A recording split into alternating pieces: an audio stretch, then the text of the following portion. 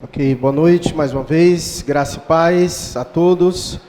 Nós vamos dar continuidade nossa exposição ao Evangelho de Mateus. Você que nos visita hoje, você pode acompanhar as mensagens anteriores. Nós vamos começar hoje o capítulo 3. Elas estão disponíveis no canal do YouTube da nossa igreja, PIB Cascavel, Ceará. Você vai lá e vai ter aí muitas mensagens. Mas, em especial, nesse momento, nós estamos fazendo, nos domingos, a exposição do Evangelho de Mateus, e vamos começar agora o capítulo 3. E nas quartas-feiras, no nosso culto de oração, temos feito exposição à carta aos Filipenses.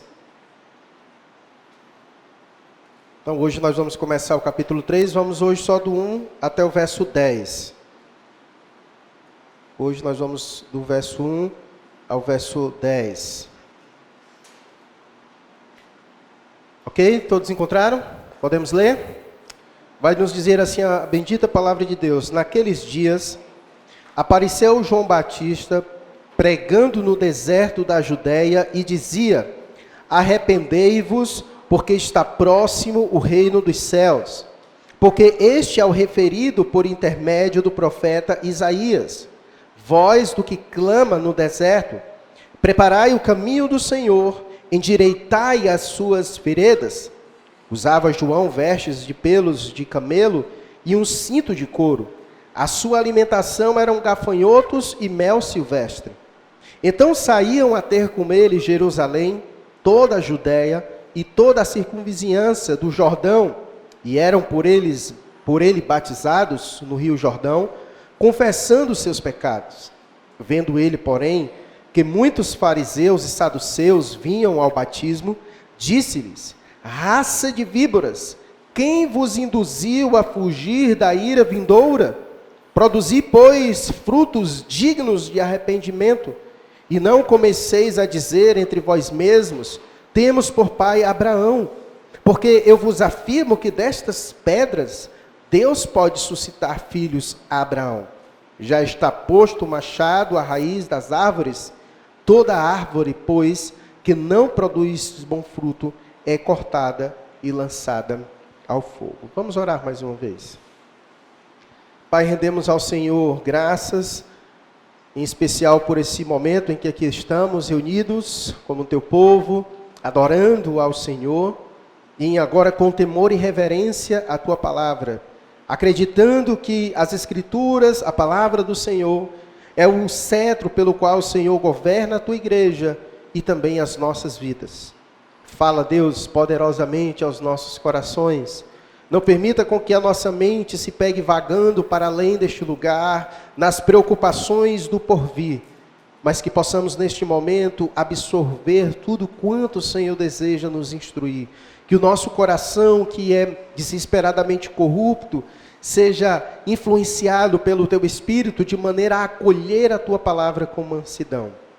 Deus bendito, nos instrua nesta noite, neste momento, e abençoe também todos quanto nos assistem pela internet. Assim oramos ao Senhor, no nome de Jesus. Amém. Pois bem, meus irmãos, quem esteve aqui conosco acompanhando a exposição do capítulo 1 e do 2, tivemos aqui momentos bastante dramáticos do nascimento da pessoa. Isso aqui não é João Batista não, tá? E é só uma figura ilustrativa de João Batista, né, com um gafanhoto aí na boca, ok? Só para deixar mais contextualizado aí. Isso aí. Então, nós tivemos aqui mensagens dramáticas devido às circunstâncias em que o rei dos judeus veio ao mundo. Nós vimos no capítulo 1, Mateus descrevendo a genealogia maravilhosa de Jesus Cristo, apresentando Cristo como o descendente de Abraão, o descendente de Davi, aquele que nasceu para reinar sobre o seu povo. E nós vimos também no capítulo 1 que o anjo foi a José dizendo que esse menino que estava para vir vinha da parte de Deus, e por isso que a sua concepção foi de forma sobrenatural. A virgem concebeu e deu à luz um menino, o Cristo, o Emanuel, Deus conosco. E nós vimos no capítulo 2 como foi embaraçoso o nascimento de Cristo, ao mesmo tempo em que Ele veio para ser adorado, ele também veio para ser odiado, para ser perseguido. Quando nós lemos evangelhos, é isso que nós vemos. Um Cristo que veio para ser adorado, e ao mesmo tempo em que ele é adorado, ele é odiado. Ao mesmo tempo em que ele é buscado, ele é rejeitado. Esse é o Cristo apresentado nas Escrituras, e ainda hoje é esse Cristo que causa isso. Por onde a mensagem de Cristo passa, atrai multidões, muitos vêm se prostrar a Ele, render graças e glórias a Ele, mas ao mesmo tempo, ainda no mundo, ouvir falar de Cristo ainda gera perseguição, ódio. Tem sido esse ainda. Caminha lado a lado isso, né?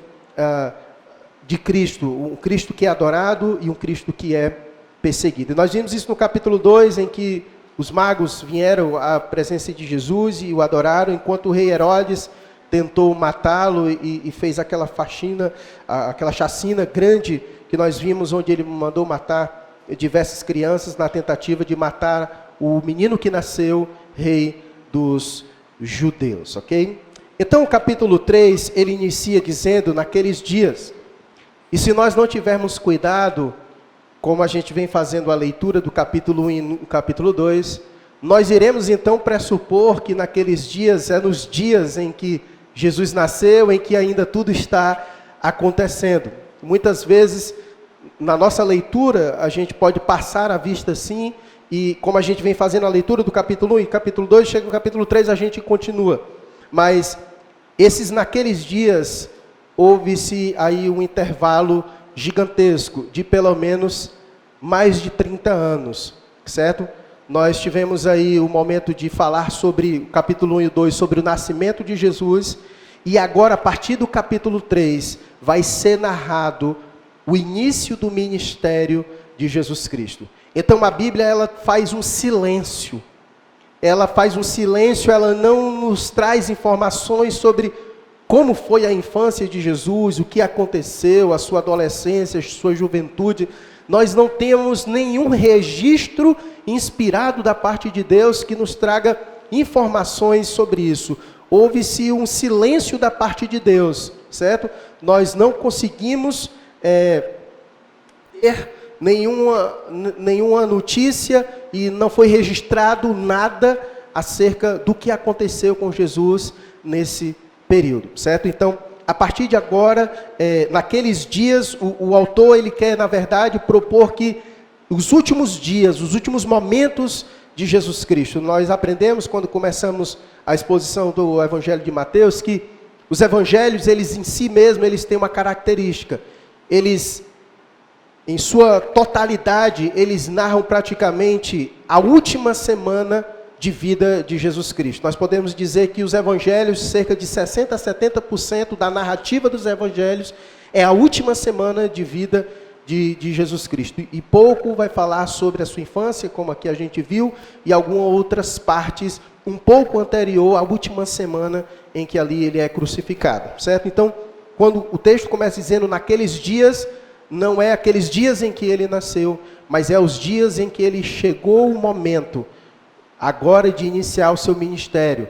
Com 30 anos, ele então começa a iniciar o seu ministério, e a gente vai ver mais na frente que ele é batizado, inclusive, por João Batista, e é quando começa o ministério de milagres, e aquilo pelo qual ele veio fazer e cumprir, certo? Então, situar você nesse momento é importante. Então, o texto, quando começa dizendo, naqueles dias, no momento em que surgiria aquele que nasceu o rei dos judeus, aquele que foi perseguido na sua infância, aquele que nasceu para reinar, aquele que nasceu para perdoar os pecados, aquele que nasceu para ser o salvador do mundo, naqueles dias, naquele momento, no momento crucial, no momento do início mesmo do projeto de Deus, aquele momento em que ele iria sair percorrendo, curando os enfermos, expulsando os demônios, proclamando o reino, curando, salvando, caminhando cada vez mais para a cruz do Calvário, estava para iniciar. E é interessante que é nesse momento crucial que Jesus vai então iniciar aquilo pelo qual ele veio como propósito. Surge essa figura, João Batista. Vai dizer, naqueles dias apareceu João Batista. E é interessante porque João Batista ele faz um contraste, porque naqueles dias já havia uma religiosidade muito estabelecida em Israel. Havia templo, havia sacerdotes, havia sumo sacerdote, e no momento máximo que inicia o ministério do Emanuel, do Deus conosco, é então que Mateus, em vez de apresentar um desses que eram muito vistos como a cúpula espiritual do mundo, surge então João Batista, uma figura estranha, um homem estranho, um homem que vestia roupa estranha, um homem que comia coisa estranha, um homem que habitava em um lugar estranho. Surge então uma figura de João Batista. Então o texto diz: naqueles dias apareceu João Batista. Quem foi João Batista? Vou trazer algumas informações. Como os irmãos bem sabem, os evangelhos, existem os evangelhos sinóticos, que são Mateus, Marcos e Lucas. São sinóticos porque eles apresentam a vida de Jesus de uma forma muito semelhante, certo? Sinótico significa do mesmo ponto de vista. Por isso que quando você lê Mateus, quando você chega em Marcos, vale, eu já li isso. Quando chega em Lucas, vale, estou lendo isso de novo. Porque são muito parecidos na sua forma de apresentar o evangelho, Cristo Jesus. Então, eu aconselho você, quando você estiver fazendo a leitura, você dá uma conferida nos outros, porque eles vão enriquecendo a sua leitura, certo? Então, eu vou trazer aqui algumas breves informações sobre João, só para você ter em mente essa figura que surge nesse momento, certo? Naqueles dias, no início do ministério de Jesus Cristo, surge João Batista. Nós aprenderemos hoje por que João Batista foi importante surgir nesse momento em que Jesus estava para iniciar o seu ministério. Por que não outra pessoa? Por que não o sumo sacerdote? Por que João Batista? Certo? João Batista é filho de Zacarias e Isabel, parente de Jesus. É descrito em Lucas que já dentro do ventre de sua mãe era um menino cheio do Espírito, e veio no espírito e poder de Elias. E aqui é importante dizer que João Batista não é a reencarnação de Elias. João mesmo, em alguns momentos, vai dizer que ele mesmo não é Elias, certo? Mas ele veio no poder, no espírito e no poder de Elias. Ou seja, aquela unção que Deus deu para Elias, ela era semelhante àquela que Deus deu também para João Batista. Por isso que é dito que ele há essa semelhança, esse espírito de Elias sobre João Batista. João Batista foi o último profeta do Antigo Testamento. Então, quando você lê o Antigo Testamento e você vê aquela quantidade de profetas, João Batista é o último profeta da Antiga Aliança. Encerra nele. Quem é o último profeta do Antigo Testamento? João Batista. Depois de João Batista, inicia-se os profetas, mas numa perspectiva do Novo Testamento, já não mais na perspectiva da Velha Aliança, daquela do Antigo Testamento. Então, João Batista é o último profeta do Antigo Testamento e o maior de todos nascidos de mulher, como a gente vai ver mais na frente no Evangelho de Mateus, que vai falar sobre isso, certo? E João foi considerado o maior dentre os nascidos de mulher, eu creio que principalmente por causa da missão que foi dada para ele. O texto vai dizer a seguinte coisa sobre a missão dele, versículo de número 3. Porque este é o referido por intermédio do profeta Isaías. Então você percebe que João Batista, ele é uma figura que foi profetizada, certo? João Batista é o cumprimento da palavra de Deus. Foi Deus dizendo que quando chegasse o momento, alguém iria fazer algo. E o que ele veio fazer? Verso 3. Voz do que clama no deserto, preparai o caminho do Senhor, endireitai as suas veredas. Então, esse foi o propósito e a razão pela qual João Batista veio, e por isso que ele é considerado como um dos maiores nascido entre a mulher. Ele veio para preparar o caminho. Aquele que estava vindo era o grande rei, o Senhor dos senhores, aquele que Mateus descreveu no capítulo 1 e no capítulo 2, o Messias, o prometido. E então a figura de Isaías vem como aquele que prepara a estrada, preparando o caminho, arrancando os matos, preparando, pavimentando, para que o rei pudesse chegar e apresentar o seu ministério. Então, tamanha a importância e a relevância de João Batista. Ele prepara as pessoas para aquele que estava chegando. Ele então anuncia, ele vai orquestrando, organizando, preparando bem direitinho o caminho para quando Cristo chegasse. João Batista já tinha preparado o caminho para que ele pudesse percorrer. Por isso a importância da figura de João Batista, porque ele é esse da qual o profeta Isaías falou: voz do que clama no deserto, preparai o caminho do Senhor, endireitai as suas veredas. Então, João Batista é essa figura, aquele que veio para preparar o lugar para o Senhor. E o texto vai dizer que este homem emblemático, ele surgiu, como diz o verso 1, apareceu João Batista pregando no deserto da Judéia. E aqui é interessante falar sobre isso, porque muitas vezes a gente tem uma ideia um pouco equivocada sobre o deserto da Judéia. Talvez na sua cabeça, quando eu falo aqui Judéia, na sua mente é aquele amontoado de areia bem fininha, que dá vontade de você descer e sair rolando assim na areia, aquele deserto, né? Não, você pensou assim, não foi? Muito provável. Mas o deserto da Judéia não é esse. O deserto da Judéia tem como característica montanhas, vales bastante profundos, muita pedra. Por isso que no versículo de número 9 ele vai dizer: porque eu vos afirmo que destas pedras Deus pode suscitar filhos a Abraão. Então havia muitas pedras, blocos de pedras grandes, e o chão era um chão um barro muito duro, certo? De tal maneira que se alguém caísse, se machucava. Alguém que andasse descalço no deserto da Judéia, tinha seus pés cortados. Então, ele vivia em um ambiente bastante impróprio, nós podemos assim dizer, né? Então, longe da cúpula espiritual que era em Jerusalém, ele vivia no deserto e vivia de uma forma também estranha.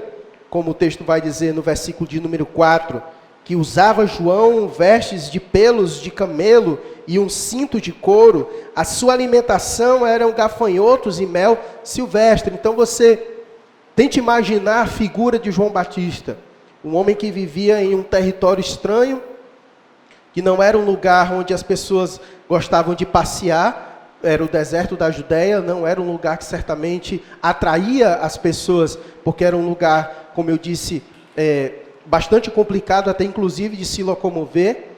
João não era um camarada que chamava a atenção, que atraía as pessoas pela sua beleza. Era um homem que tinha um estilo de vida altamente simples, usava vestes de pelos de camelo e um cinto aqui para amarrar, e sua alimentação era gafanhotos e mel silvestre. E aí eu tentei reproduzir nessa foto aí, só para você ter uma ideia de como essa figura era uma figura emblemática, certo? Mas a ideia principal de João Batista, além de tudo isso que cerca a figura de João Batista, sem dúvidas, era a mensagem que João Batista tinha a trazer.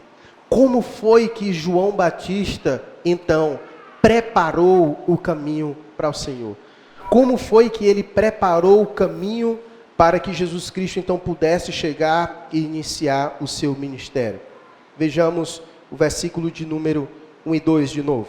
Naqueles dias, apareceu João Batista, pregando no deserto da Judéia, e dizia: arrependei-vos, porque está próximo o reino dos céus. Então, foi dessa maneira e dessa forma que João Batista preparou o caminho para a chegada de Jesus Cristo, trazendo essa mensagem aos seus ouvintes, arrependei-vos, porque está próximo o reino dos céus. Foi essa mensagem que João Batista clamava e pregava no deserto da Judéia: arrependei-vos.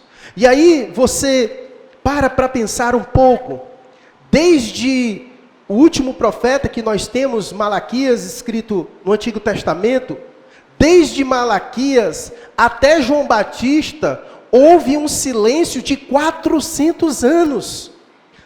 Não houve profetas nesse período, de Malaquias a João Batista.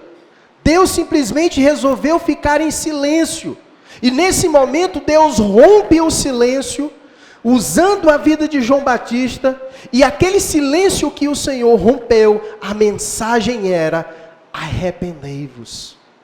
Então você percebe a seriedade da mensagem.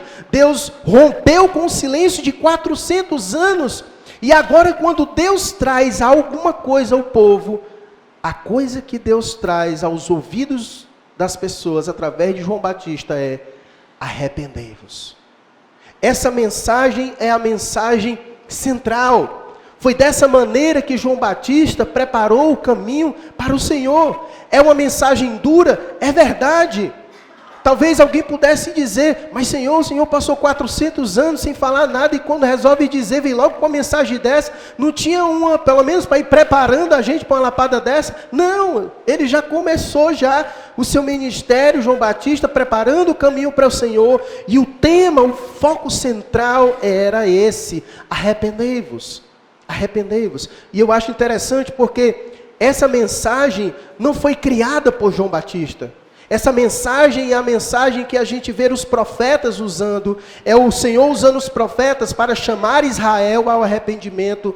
É a mensagem que João Batista traz: arrependei-vos. Jesus depois continuou essa mensagem, chamando seus ouvintes ao arrependimento. Quando Jesus morre, ressuscita, sobe, os apóstolos continuam a pregar essa mensagem. E hoje a igreja de Jesus Cristo tem a incumbência de continuar clamando, não mais no deserto, mas aonde Deus tem nos colocado, a mesma mensagem: arrependei-vos. Essa é a manchete de Deus, outrora, no passado e hoje. Essa é a manchete mais atual da parte de Deus para o homem: arrependei-vos. Arrependei-vos. Porque essa mensagem, ela foi pelos profetas, João Batista como o último dos profetas, Jesus continuou pregando essa mensagem, os apóstolos continuaram pregando essa mensagem, e é responsabilidade da igreja continuar também pregando essa mensagem. É interessante. E o texto vai nos dizer algo interessante no verso 5. Mesmo João, com essa figura emblemática, num lugar impróprio, num lugar que ninguém era muito frequentador pela dificuldade, um deserto da Judéia, um homem que certamente ficava ao léu. Versículo 5 diz que mesmo assim, então, saíam a ter com ele Jerusalém, toda a Judéia e toda a circunvizinhança do Jordão. Sabe por quê? Interessante. O templo ficava onde? Em Jerusalém. O sacerdote ficava onde? Em Jerusalém. O sumo sacerdote ficava onde? Em Jerusalém. O que eu aprendo com essa história, meus irmãos, é que havia em Jerusalém o templo, havia o sacerdote, havia o sumo sacerdote, havia os levitas, havia toda a estrutura de culto, mas não havia algo, não havia a palavra. Não havia a palavra. E esse tem sido um grande dilema, não só desse período, mas dos nossos dias. Está faltando palavra.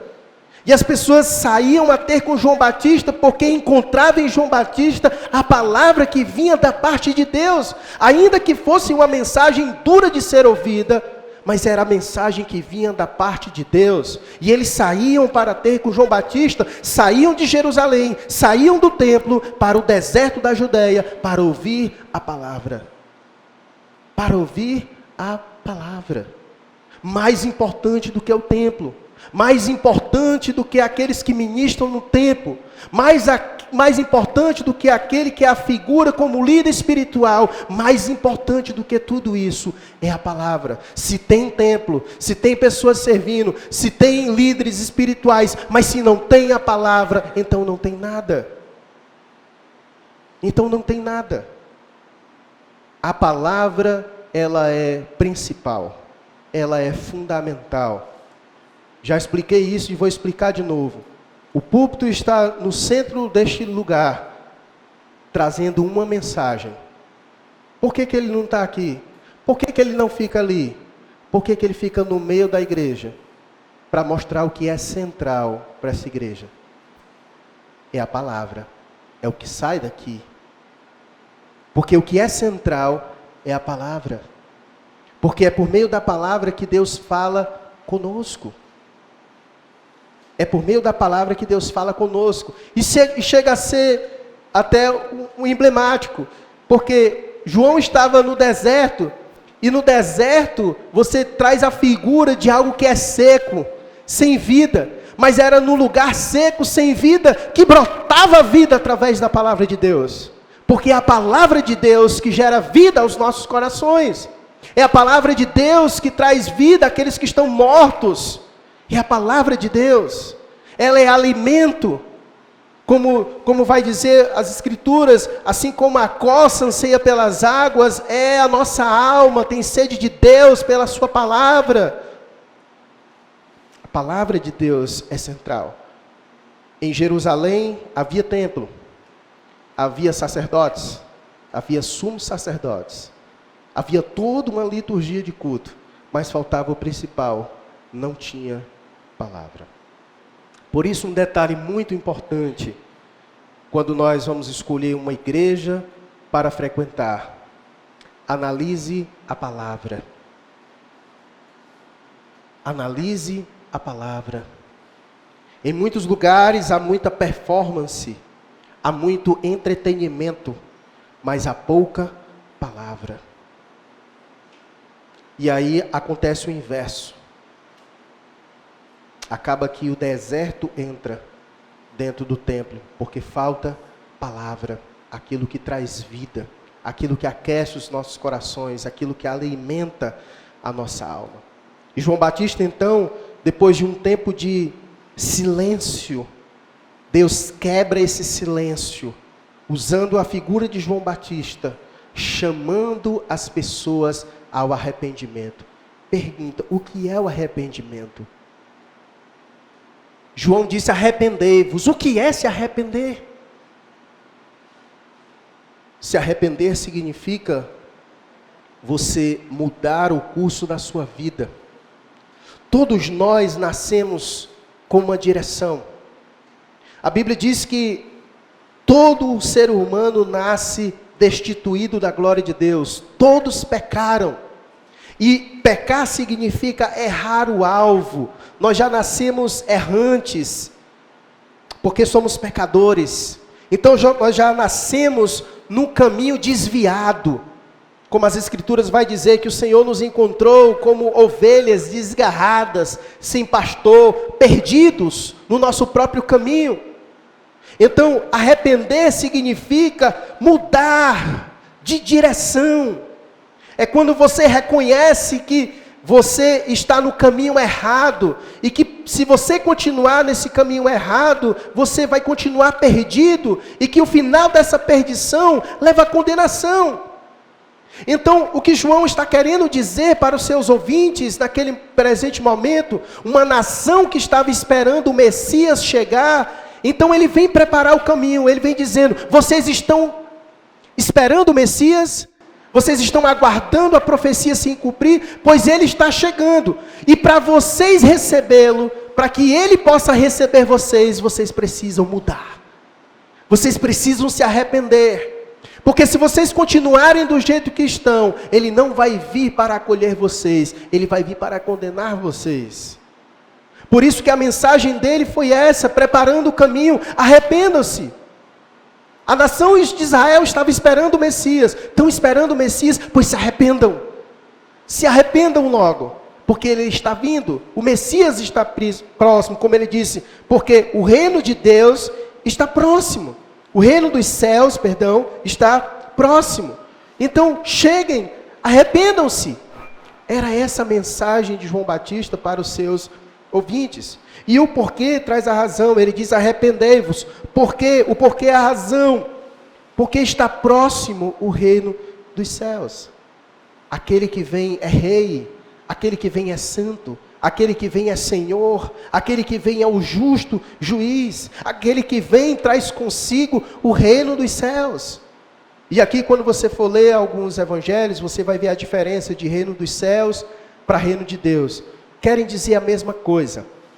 A ideia principal é que Mateus, como um judeu, o judeu tinha muito cuidado em falar o nome de Deus. Então, em muitos momentos, eles evitavam falar o nome de Deus e usavam outras expressões. Por isso que você vai encontrar essa expressão, reino dos céus, em Mateus, e reino de Deus nos outros evangelhos, certo? Mas todos querem dizer a mesma coisa.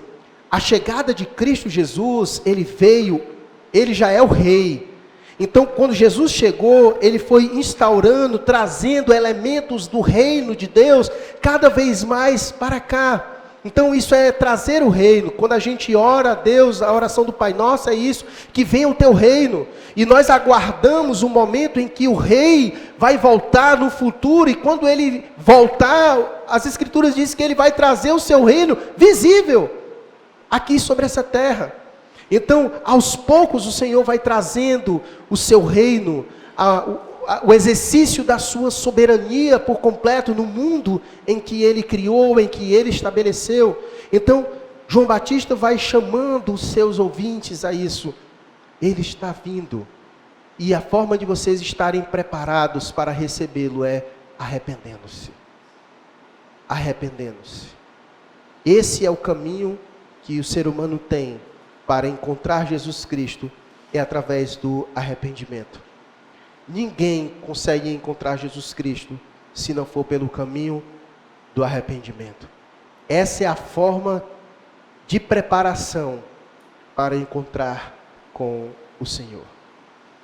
Quem encontrou o Senhor passou pelo processo de arrependimento em sua vida.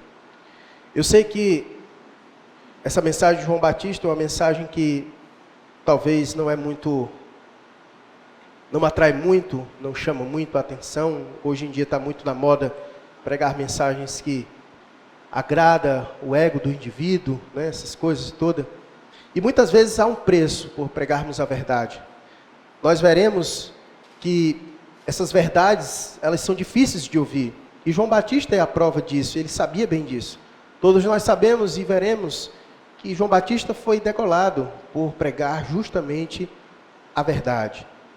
Mas João Batista cumpriu com a sua missão. Ele conduziu muitos ao arrependimento. Veja o versículo de número 5. 5 e 6. Então saíam a ter com ele Jerusalém, toda a Judéia e toda a circunvizinhança do Jordão, e eram por eles batizados no rio Jordão, confessando os seus pecados.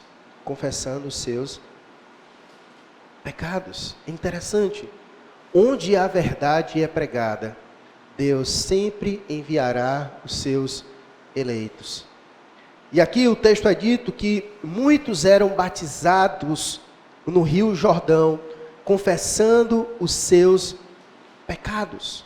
Então o batismo de João era uma preparação para a vinda de Cristo, conduzia os seus ouvintes a uma reflexão sobre sua vida, a mudar a sua vida, a mudar a sua conduta, não somente ter um entendimento de que precisa mudar alguma coisa, mas é um arrependimento que muda não somente a sua mente, mas também muda a sua conduta de vida.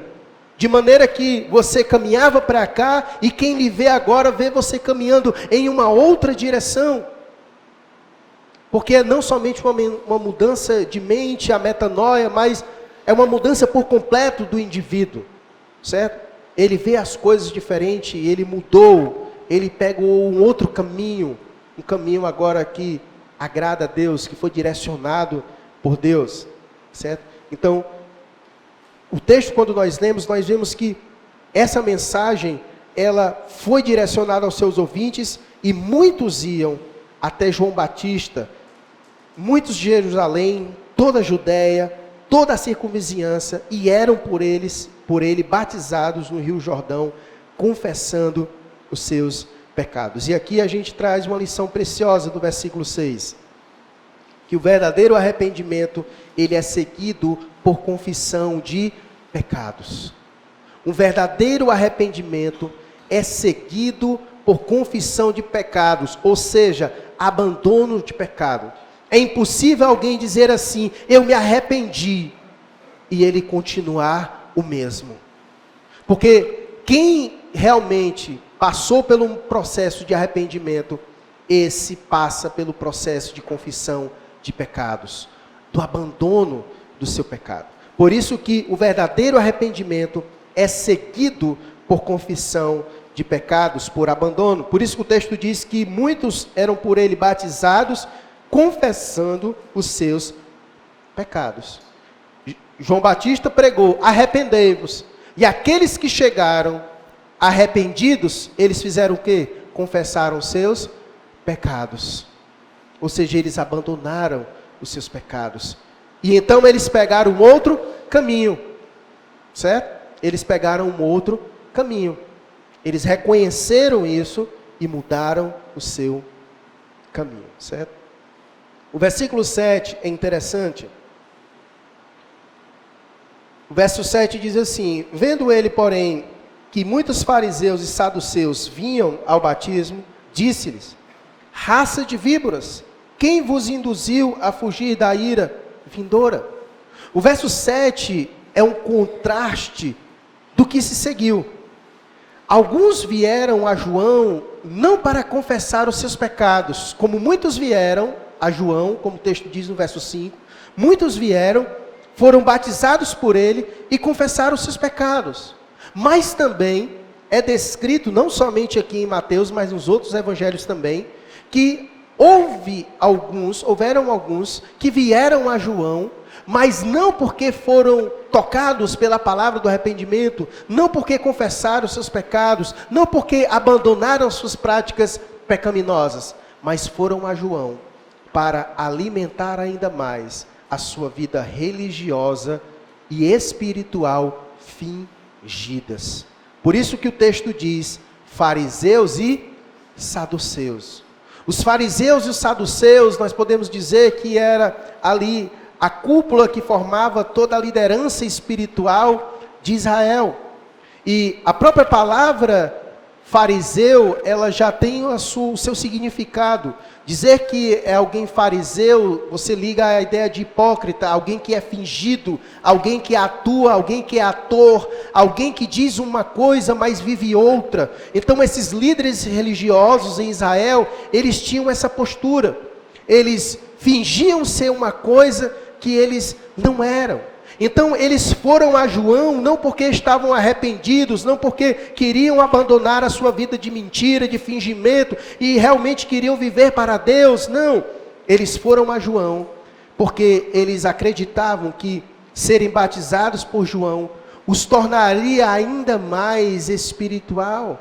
E João olha para eles então e dá a sentença para eles. João então olha para eles e diz, é como se ele estivesse dizendo assim, o que vocês estão fazendo aqui? Vocês acham que vocês vindo aqui e se batizando e sendo batizados por mim, isso vai livrar vocês da condenação? Porque vocês não se arrependeram, vocês não confessaram os pecados de vocês, e vocês estão vindo aqui a mim simplesmente porque vocês acham que se eu batizar vocês, vocês serão livres da condenação do Senhor. Não. O simples fato de vocês serem batizados sem arrependimento, sem confissão de pecados, isso só torna ainda mais vocês culpados diante de Deus. E aqui fica uma lição para todos nós.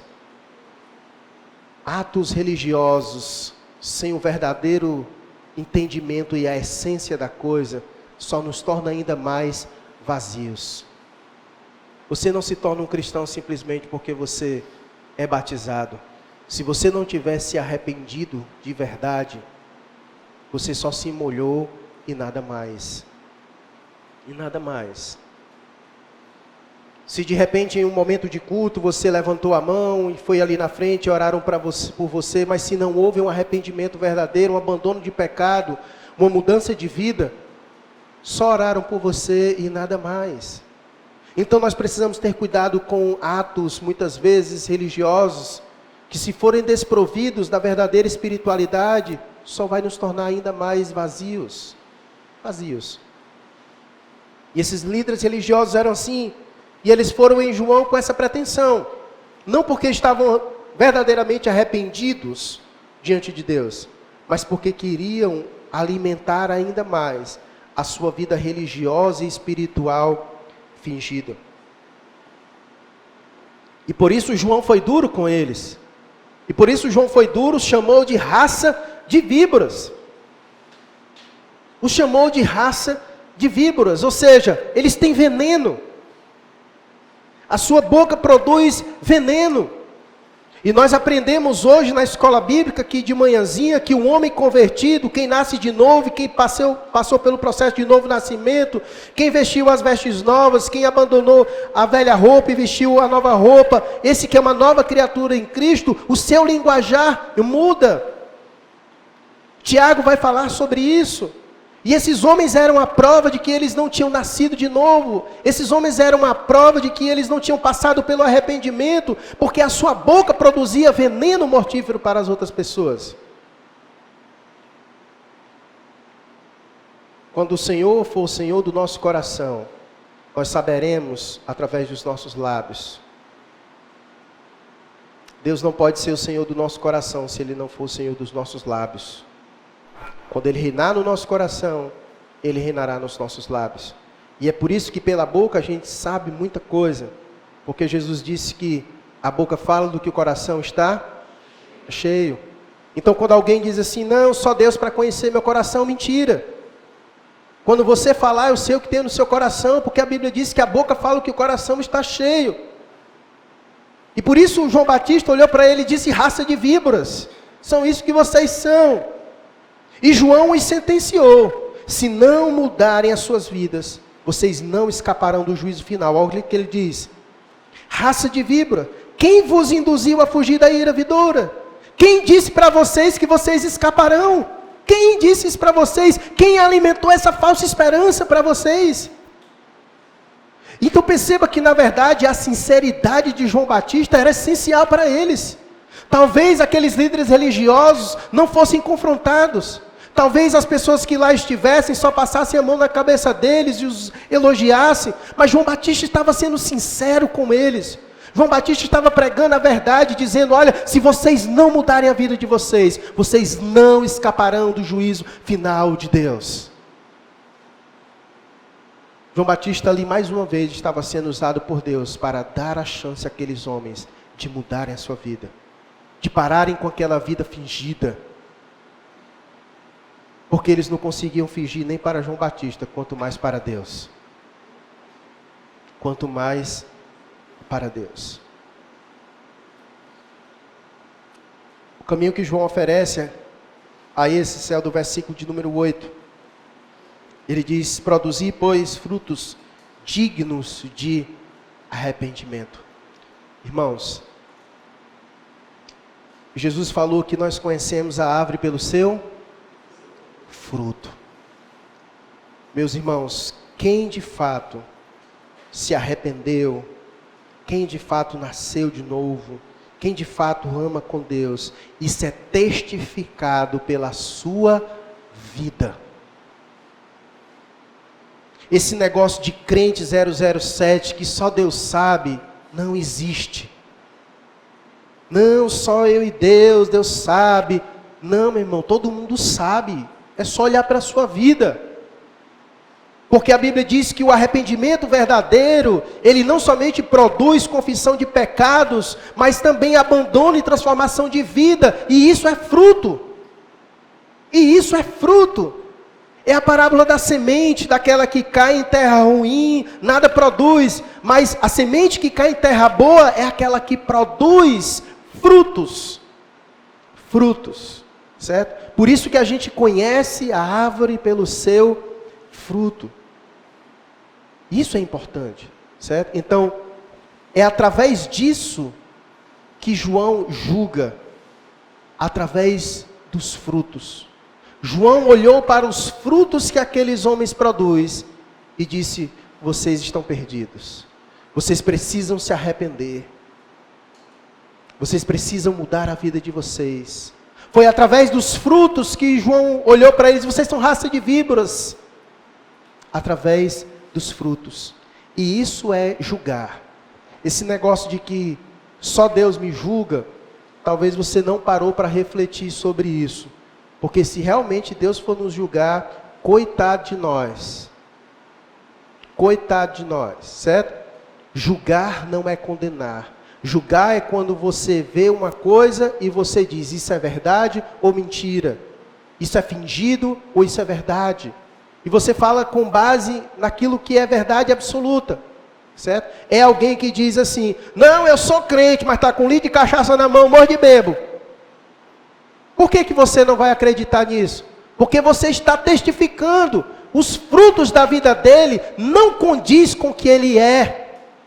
Não condiz com o que ele diz que ele é. Certo? Não condiz. É o cara que diz: não, meu irmão, eu sou muito estudioso, passo o dia estudando. E toda vida que você vai na casa dele, ele está dormindo.